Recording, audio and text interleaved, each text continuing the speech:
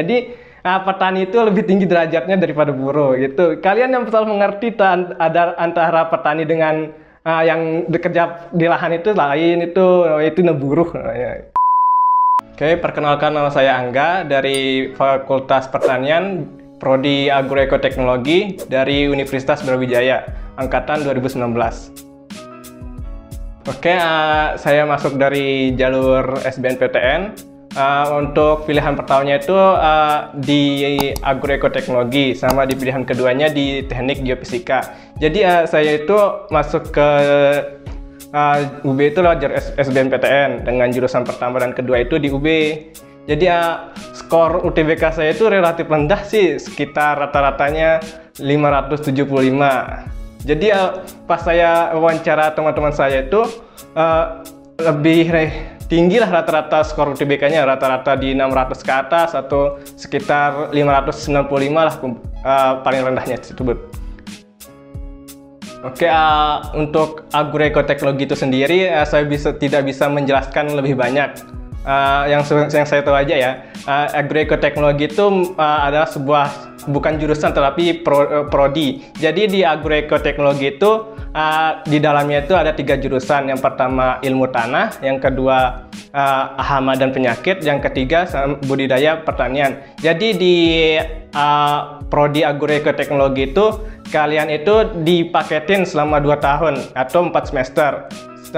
Setelah itu kalian bisa masuk ke jurusan tersebut setelah 4 semester itu atau lolos di matkul yang di 4 semester itu.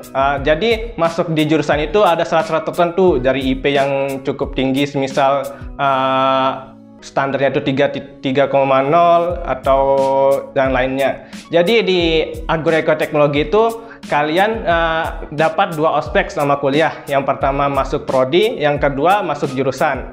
Jadi pas kalian masuk jurusan itu, kalian masuk ke spesialisasi. Jadi di spesialisasi itu kalian masuk ke misal ke lab-lab tertentu. Misal di jurusan ilmu budidaya pertanian itu kalian masuk ke fisiologi, pemulihan tanaman. Jadi kalian yang senang untuk menciptakan varietas baru atau jenis-jenis tanaman baru seperti semangka tanpa biji atau apalah itu, kalian bisa masuk ke jurusan tersebut. Dan jurusan lainnya gitu sih.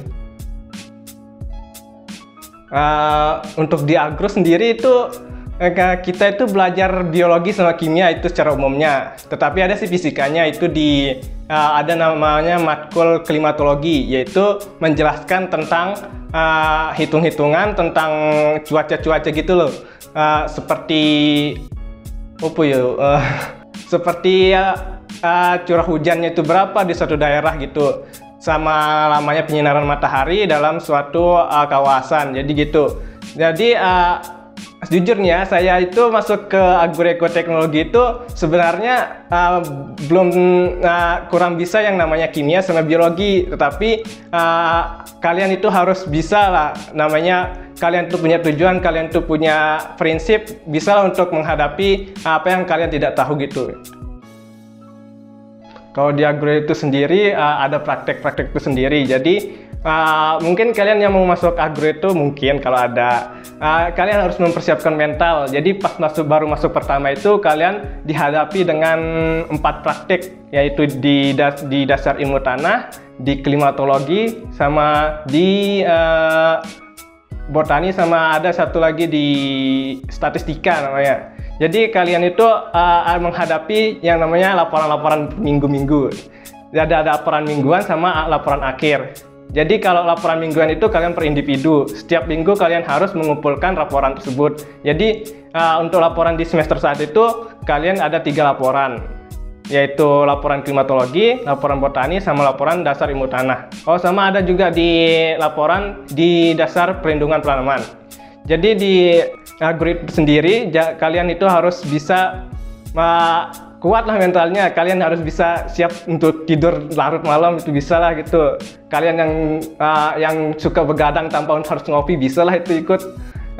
Jadi ya gitulah, pokok praktik-praktiknya banyak lah gitu. Kalau untuk laporan akhirnya itu kalian seru lah pokoknya, bisa ke hutan untuk mencari data, bisa ke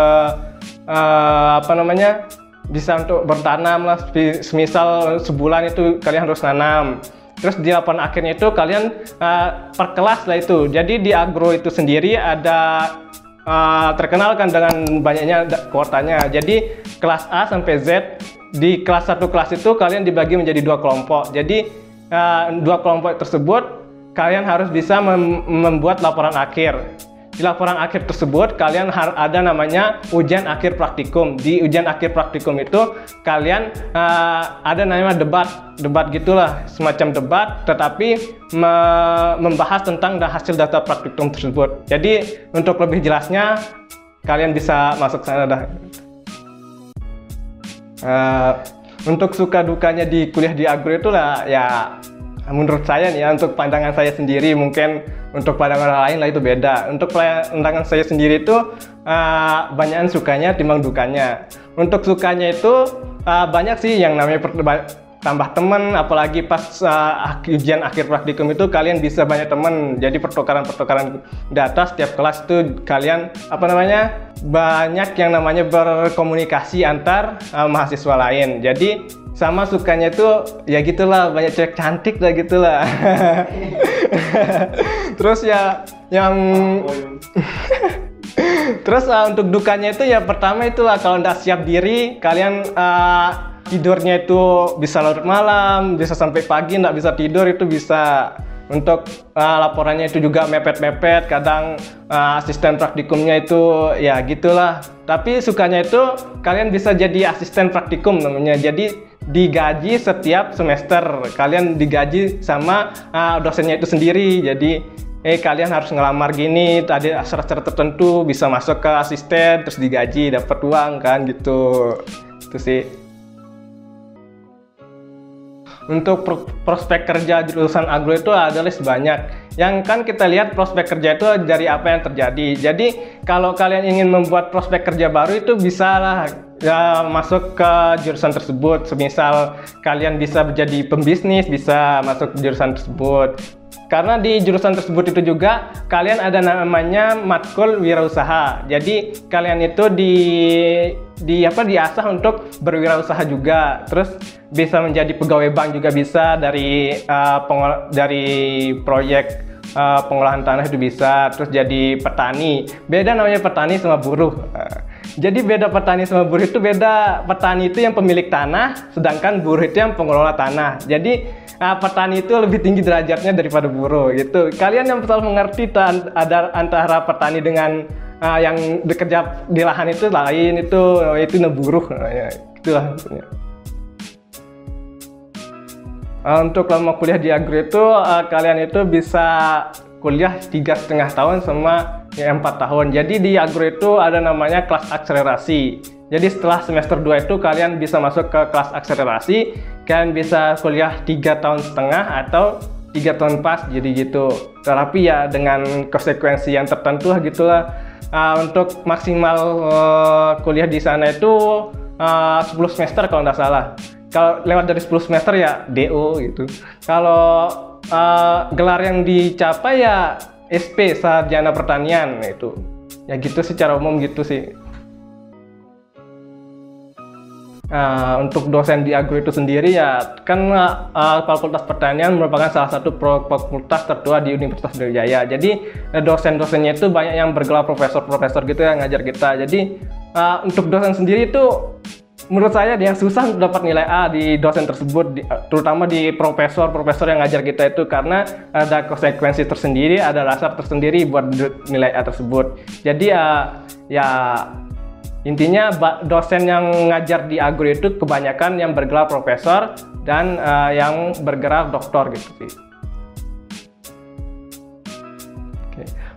Untuk pandangan saya sendiri ya, matkul yang sulit itu di agro itu ada namanya statistika. Itu asli nggak saya bisa itu. Statistika itu mengajarkan kalian tentang peluang pertumbuhan suatu tanaman dari taraf. Kan kalau taraf suatu kedokteran itu kan 0,01 kan, taraf apa namanya? Intinya taraf segitulah. Tapi di pertanian itu menggunakan taraf 0,05 atau 5%. Jadi di statistika itu kalian harus bisa menghitung peluang kesuksesan suatu tanaman itu hidup, persilangannya itu bisa sukses di berapa persen gitu lah, pertumbuhannya bisa berapa persen. Jadi statistika itu untuk semester 1 itu yang sangat sulit. Untuk semester 2 yang saya sulitkan itu di biokimia. Asli lah, saya nggak bisa yang namanya kimia, nggak bisa yang namanya biologi, nggak bisa. Tapi ya untuk kalian yang mau masuk jurusan ini ya harus berusaha lah. Kalian kan punya tujuan, punya gini, ya gitulah pokoknya intinya berusaha. Ya untuk pesan yang mau masuk jurusan agro di UB itu menurut saya sih ya kalau ada yang salah tolong di komen lah. Menurut saya untuk masuk di agro itu kalian nggak perlulah masuk karena adanya besar kuotanya itu tersebut, karena kalau masuk ke jurusan tersebut untuk kalian yang nggak tahu atau nggak bisa menyesuaikan diri kan percuma aja kan, kalian nggak seneng, kalian nggak nyaman, percuma uangnya, percuma waktunya, kalian milih jurusan lain kan telat 1 tahun jadinya. Jadi pesannya tersebut, siapkan mental untuk masuk ke jurusan tersebut, sama siapkan yang namanya tujuan atau prinsip sama jalan yang kalian pilih. Misal kalian ingin punya tujuan kayak usaha, bisa minimal lah kalian punya gambaran untuk masa depan kalian tersebut. Kalian tidak hanya untuk prospek kerja yang udah terlihat, tetapi bisa menciptakan prospek kerja yang baru gitu lah.